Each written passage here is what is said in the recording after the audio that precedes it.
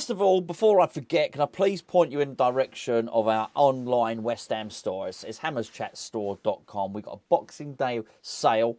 I know it's not Boxing Day anymore, but there's loads and loads of really good discounted stuff on there. Basically, if you're a West Ham fan, you're going to find something, be it T-shirts, mugs, the Paqueta sweater. We don't have one of those. Anyway, but there's a load of stuff over there that if you want to go and find yourself a gift at a reduced price, please do go and check it out. The link is in the description below, right underneath this this screen here. I had to do it now because I meant to do it yesterday and I forgot. I waffled on for 28 minutes, but forgot to do the bit I was actually meant to do. Anyway, so today we've got a really big game, massive game against Brentford. You'll have heard what I thought about it, hopefully, over the last few days. Hopefully you tuned in to myself and Gio's video last night. You'll have heard that Gio doesn't think that this is David Moyes' last game. And I do. I think if Moyes loses, his position's untenable, and I think they should get rid of him, but I think they probably will get rid of him. I think Gio would probably agree that they should get rid of him, but he's fearful that they won't, just to paraphrase what we thought there. There's been a recurring post by numerous different people over the last few days. Obviously, we've gone quite heavily on David Moyes, about the Arsenal defeat, the manner of it, David Moyes' future, all that sort of thing. And there's a number of people, lots by the way, who have said that they would rather West Ham lose the game against Brentford so as we sack David Moyes. Basically, West Ham fans who would like us to lose a game. Now, I'm not going to be critical of the people that have written that. I don't feel the same way, but I understand it, and I absolutely get it. I really do. I get the logic behind it. Why would you ever want to see your team lose a game? They're not doing it because they want West Ham to lose. They're saying it because they think it's for the greater good. They think, okay, they'll take this. They'll take the hit now. They'll take the loss because they think eventually it will make things better. And that's something David Moyes is going to have to take, and he's going to have to accept that he's made fans feel that way. It's not the first time I've heard it, by the way, and I mean, David Moyes is not the first manager I've heard that said about, but he has to own that. I don't know if you saw his press conference yesterday. He said a lot of things in it, and myself and Gio covered quite a few of them in the video last night. One thing he did say when he was asked by the journalist how he was going to get West Ham out of the sticky patch that they're in, if you like. Terrible saying, sticky patch. He said he's going to carry on doing more of the same. And he didn't mean that to be funny, to be clever. He wasn't being ironic because he's being accused of not ever changing. He meant what he said. What he then went on to elaborate was, we're going to keep on attacking where possible, where we can, and keep on defending where we come under pressure. Those were his words. What he failed, in saying that, what he failed to really address was that actually we're under pressure quite a lot, which by his own rationale means we defend quite a lot, and that's because we invite so much pressure upon ourselves. Actually, the attacking is few and far between. And by him saying we're going to get more of the same, I think he means we're going to try our best. I think what we hear as fans is we're going to get another turgid performance. And part of the reason I think that a lot of the fans say, but we'll take this loss so as David Moyes goes, part of the reason that fans want him to go is because they're just, as I mentioned yesterday, they are not confident that he'll be able to turn it around, that he'll be able to produce a brand of football, not that is only entertaining, that it is going to get us back to where we were. Yes, he set his own standards, but I don't see an awful lot of confidence that even if you add Newcastle into the mix as another team that are going to spend and finish above us, I don't think there's an awful lot of confidence that David Moyes is going to get us back into the top 10 in any hurry. I think people look around and they see a lot of sort of vibrant teams in the Premier League, and people aren't certain of West Ham's position in the Premier League. And that's why people want him gone, and he has to sort of own that as well. He spoke about the stadium, and he spoke about the 66,000 fans inside the stadium. But he also has to appreciate that that comes with two things. It comes with the obligation to entertain. And when I say entertain, I don't just mean you have to play flamboyant tippy-tappy football, if you want to call it that, for want of a better word. Entertaining is actually a close game. Entertaining is being competitive. Entertaining is scoring goals. I didn't notice when we were scoring goals, fans overly complaining the manner at which we scored them. When we were scoring lots of headers and lots of corners, I didn't see a lot of complaint about it. Actually, we were happy whatever goals we got. But goals are quite important to win the football match. Attacking quite a lot is going to be very, very important if you're going to take a club from a 35,000 capacity ground up to a 66,000 capacity ground. And this is something that David Moyes has failed to address. And it's something that I want to talk about just now. But before I do, this video is sponsored by the Onefootball app, which you can download by clicking the link below. An hour before kick-off, the Onefootball app is going to be the place to go to get your lineups if you're not following it, myself and Gia. It's not just about the lineups, though. It's about anything you want it to be, because you can tailor that app to make it what you want. It's a generic app of all sorts of football, which have Premier League football, international football, European football. But at the point where you download it and it is free, you tell it to support West Ham, and what it will do is it will compile a list of all the West Ham stories, all the West Ham transfer news, all the West Ham gossip, all the David Moyes stories, injury news, results, fixtures, everything you need to know. It's basically a one-stop shop for all your West Ham news and needs, delivered to your phone. It's free. Use the link below, please, and they'll know you've come from Hammers Chat. Go and check it out. So the thing about the stadium is a massive one. Whenever I've said, because just going back to the start of the video, about the people that want West Ham to lose, I sort of get it.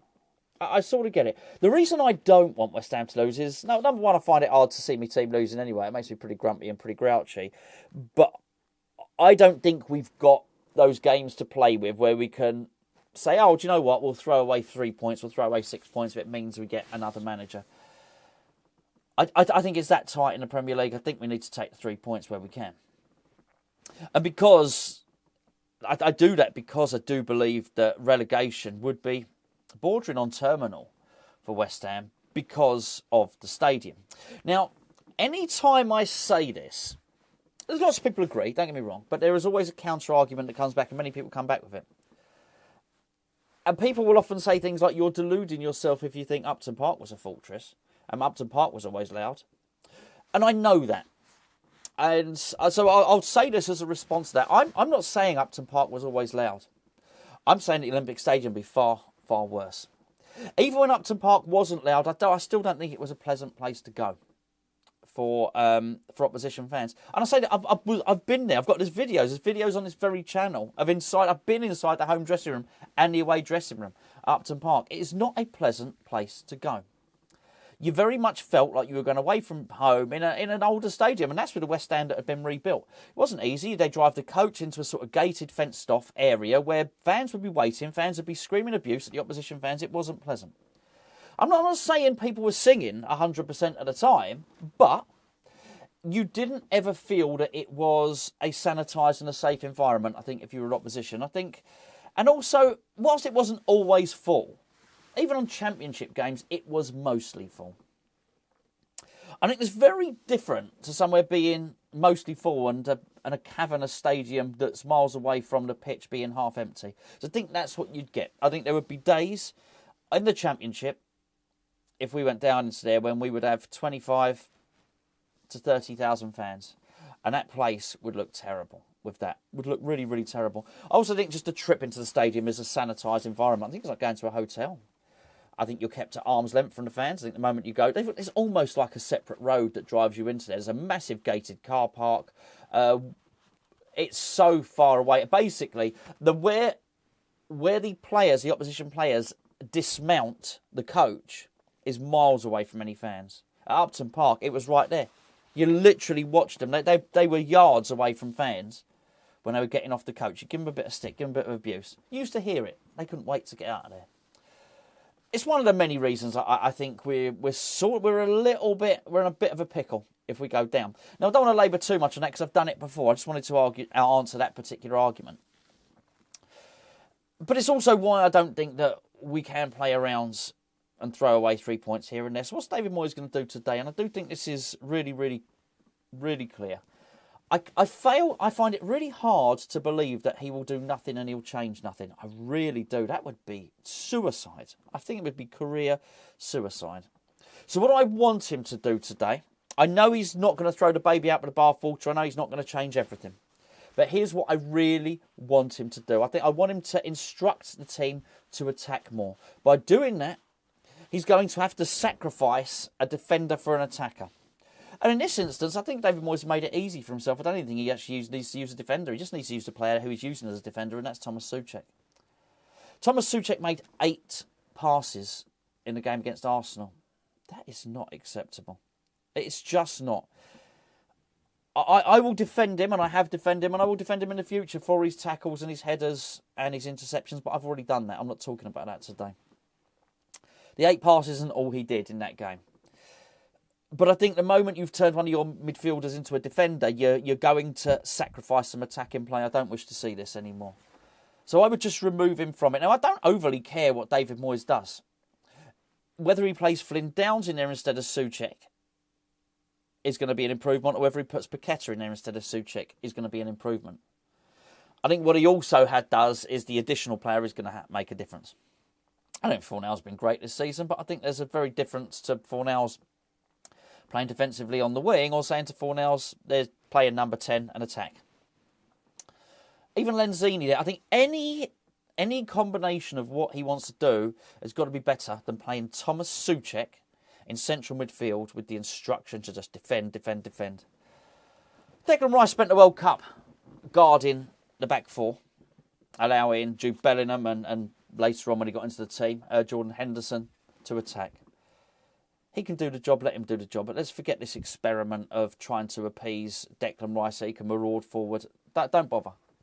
Let him sit there at the back. We all know he's leaving. Everyone knows he's leaving. Even Moyes knows he's leaving, because in the press conference, David Moyes says, Declan Rice, we will not be selling him in this window. Well, he might as well have said, we'll sell him in the next window. Don't even get me started on David Moyes saying the only way we can keep Declan Rice this season is by qualifying for the Champions League. I don't even know why he's saying these things. I'm not talking about it anyway at the moment. Just leave him there. Leave him guarding the back four. And let the other guys do their stuff. All right? Put Flynn Downs in there. Put Paqueta in there. Whatever. As I said, any of the others. Give people licence to attack. And have a go. I don't think he'll do an awful lot more than that. I really don't. But I think he's got to do at least that. I don't know what the situation is going to be for Gerd. I don't know what the situation is going to be for Scamacca. But the team are going to need to be motivated, and the team are going to need to attack. And I want us to win this game, I really do. Unfortunately, I don't look at it and see a lot. I don't have a lot of belief that we can. I watched some of the game where Brentford played Tottenham, and they looked pretty damn good. I don't feel overly optimistic. Look, a spoiler for you about the Leeds game. Watch Leeds play Man City. They look pretty good. Very vibrant, very buzzy. I just wonder, I said the other day, I wonder what David Moyes thinks when he sees those teams. I think he probably sees danger. And if David Moyes looks at those teams and sees danger, then he's probably going to defend. He's probably going to sit back. Which takes us back to what I said yesterday about the counter-attack. He's going to have to sort that out. I admire loyalty. I really do. As a trait, I admire it. I don't particularly admire it when I'm looking at it with David Moyes, with someone like Thomas Souček, with somebody like Fabianski, for instance. I think Fabianski's had a good season, but right now it's not what we need for all the attacking, counter-attacking reasons I mentioned in yesterday's video. Sorry, it was a bit of a whopper, yesterday's video, wasn't it? I think for that reason, I think loyalty has to go out the window. Be loyal to yourself. Show some determination to keep your job. Myself and Gio are going to be an hour and 5 minutes. I think that's at 6:40, hour and 5 minutes before kickoff. So we'll be with you over on the main channel tonight. We'll take you through the game and we'll be back later on. I'm nervous about it. Very, very nervous about it. I will be really interested to see what happens. Hopefully, I do hope, by the way, that we're not talking about all this stuff after the Brentford game. I really do. I hope we win the Brentford game. I hope we win it comprehensively. I hope we win it with some new tactics. I hope we win it with a few changes. I hope there's enough stuff there, both tactically and in terms of the starting lineup and how David Moyes responds during the game, that we see a metamorphosis, that we're seeing some new stuff which we can hopefully get behind and think, well, hold on, this is good. This is different, if this is the way he's going to go. That I would prefer. That And 3 points I would prefer. Do I think we're going to get that? I don't.